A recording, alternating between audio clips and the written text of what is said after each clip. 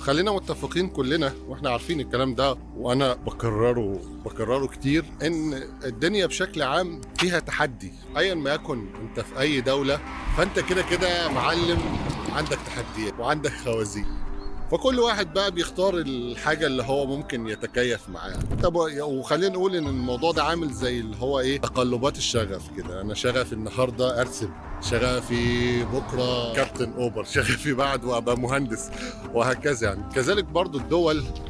لو انت جيت سألت، ودي برضه انا بحذر منها، ما تروحش تسأل حد على دولة هو قاعد فيها بقيله 10 سنين او 20 سنة او 15 او حتى 5 سنين، والله حتى سنتين. ليه؟ لان التحديات اللي هي بقت بتقابله في الوقت اللي انا بكلمك فيه ده مختلفة تماما عن اللي انت بتفكر فيه. هو بالتأكيد بقى في ألف للنعمة، فهو هتلاقيه بيكلمك في الحاجات اللي ناقصاه. فبطريقة او باخرى يقول لك البلد دي بنت 60 في 70. يا عم بص، المكان اللي انت فيه احسن مليون مرة من البلد اللي احنا عايشين فيها دي.